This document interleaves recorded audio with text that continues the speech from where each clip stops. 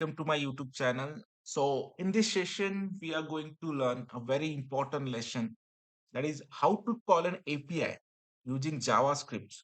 And for calling a API, we are using Axios library. So, what we needed for calling that API and what exactly we have to do, that step by step, we are going to do the code. Okay. So, let's get started. For calling the API using Axios library, initially we need one CDN. So CDN is basically a content delivery network that exactly contain all needed things within this library. We have to just add this library and get started. Okay. Then we need one API. The API is basically which gives us one simple JSON response. If you going to copy this link and hit over the browser, so we'll get one JSON data. See. Now we are getting one response. So what exactly API contain? The API contain a JSON data. If you parse that online tools, there is online tool, online JSON parser. Just run this and paste that response over here. So you will find that give a particular some JSON data, and JSON data holds JSON object, JSON array. Then how to identify the object in array? So basically, whenever there is a curly bracket, so that curly bracket is nothing but JSON objects, and whatever the square bracket that we have, that is JSON array. So within the JSON object and JSON array, there is always contain a value that is in the key value pair. So whatever getting, we are having a being blue color, that is an key, and in the green color that is a value. So it is separated by the colon. So basically, the now here is the status is a key, and the 200 is a value. The first target is or is that to get entire response as it is, and then we are going to pass the status and the particular value. Okay, so let's get started. We need one editor.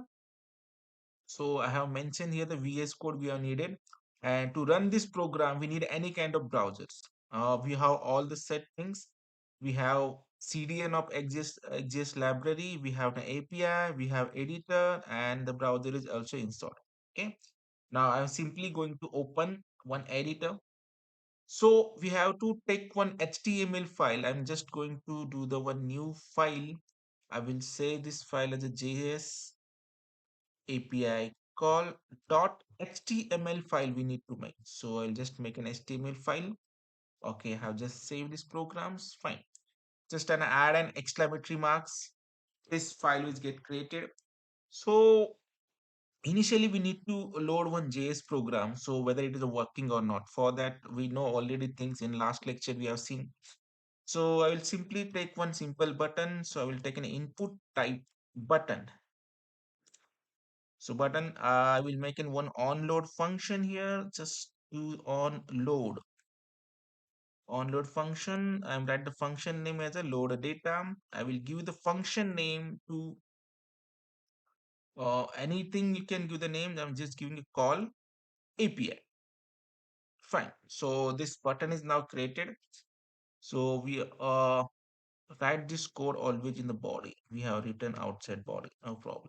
Okay. I will make it as a center tag, center, center tag. Uh, check the spelling, center, center. Okay, center center. I will close this center to the this, so that this button will be come under center. No problem. So we have now function. We need to write one script here. So start script, script script, end of script. Okay. I will simply make one function that is a load. Write the same function name that we have written calling on that onload function. So we have load functions. So just for checking the status where this JavaScript is working or not. So I'm just adding one alert message. So I'll simply write the message JS is loaded, just for checking purpose whether it is working or not. So I'll simply add these things. I'm going to run this program. For running this program, go to the run tab, start Run without debugging, select any browser. It will redirect to the browser and just click over here. If it is working, then we get alert. Oh, it is not working. That means there is some problem. Check that code. What is missing? So the input type button we are taken on load. No, there is not on load. There is an on click function is there. So the function name is wrong. So on click function. Okay, fine. Now just replace this program. Go to that browser and click over there. See, now the JS is loaded. Before doing any program in the JavaScript program, okay, just check whether that function is working or not. Okay, otherwise we can do an entire program and then we are finding the error. So that may take a lot of time to find the error. So basically now on click function is working, JS is loaded. Simply. So now we have to call that API. For the calling that API, we initially need that CDN. You just simply copy that CDN. So I will provide this CDN in the description box so you can copy that CDN as well. So just simply load that CDN within the head tag. So just I'm copying and pasting the CDNs. Okay. We also have an API ready. So now just 4 to 5 lines are there to call an API. So simply I'm going to use an Axios library. So just make an Axios, AXIOS, Axios, and we have API that is in made via a post. So they are basically get and post method. So we are made that API with the using the post method. So I'm using the post within a single code. Any API that we have, that's just copy that URL and paste within that single quotes. Fine. So now this is working. After this, there is a function. After loading this, then what we have to do? Then simple, we have to load the response. So response, response. Okay, after these things, we have to load the response and just print that response within the console.log and print that response response.data. So entire JSON data will become under this data variables. Fine, it's very simple. And in between, if there is any errors occur, then there is we need to use a try catch kind of thing. So there is a catch things. Within that, we have to pass an error object, EOOR error. If any errors occur, so it will print error response. So we have methods, the console dot error for printing error, and you can print the error object so that it will any errors occur while calling this API that going to print this error. Now all set, we have just copy that CDN pasted here. We have made one load function. We have one method axios.post. Whatever the API want to call that passing APM, then the response, whatever the response we will get, that response we have. Fine. So just go to the run, start without debugging. Already function server is started. Just close the previous things. And now again, we are going to run this program. It will redirect to here. We have printed that output in console. So always make sure that we have started with the console. Just right click on the browser, inspect, and here we have the console. Now I'm simply going to hit that text. Uh, okay. That's all. See, we are getting the JSON response. It's very simple. Within a 2 3 lines we have done and we are getting the entire JSON response as it is. So in this way, how we can call the APM. Now the next thing is that if you want to read a particular value from this JSON array or this JSON objects, so how we can get that data? So that is also not so difficult because we need to understand the JSON response. And if you observe the JSON response over here, so that JSON response contain a lot of things that contain a JSON array, JSON object. So now just I'm going to do how to parse the JSON objects. Suppose I want to get the value of the status. So for that purpose, what I need to do, simply, so entire data we are getting this in this response. So I will just make it simple variable, suppose STS. equal to.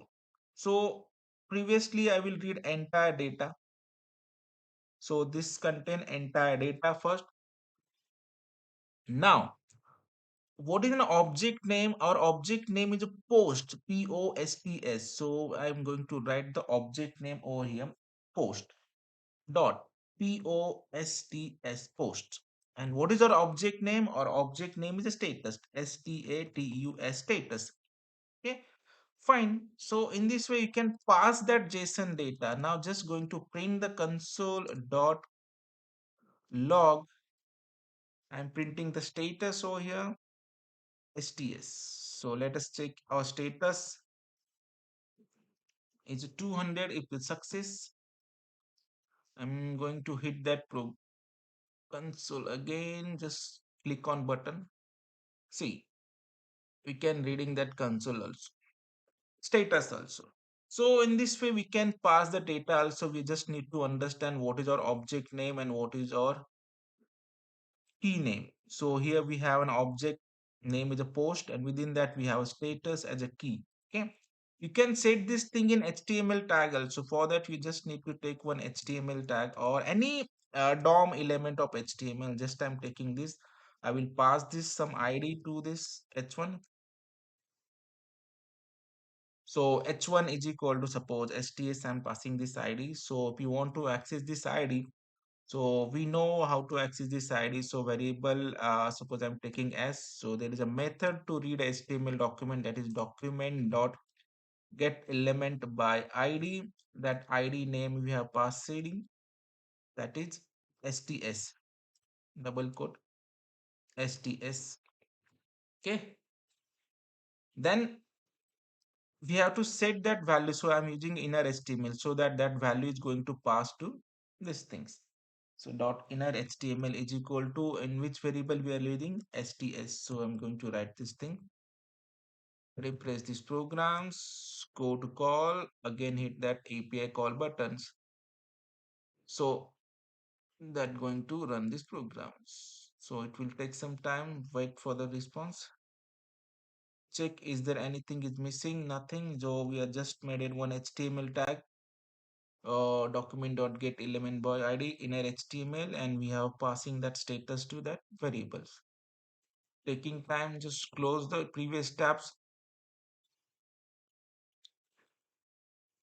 Once it closed, run again this program. So everything is set up. Just go there, run this program. Now, see, in the browser itself, we are getting a status. So in this way, you can extract the any kind of JSON response, and then you can set the programs. Okay. Very simple. What we are doing in short, I'm going to revise. We have learned how to call API in JavaScript using Axios library. For that, we need one CDN, one API, one editor, and any browser. And open that editor, just create a HTML documents. Just create one function on button. We have created load functions, and there is just simple 2-3 line Axios.post. Any library we want to add, any API that you want to, you can add the single quote, then just response. And if you simply print the response, you'll get the entire JSON data. Then we need one CDN library, and in this way, we can just simply call the JSON API. It's very simple. Okay. I hope you understood that program. For the next things, you have to just stay tuned on my YouTube channel. Thank you for watching. Thank you, guys.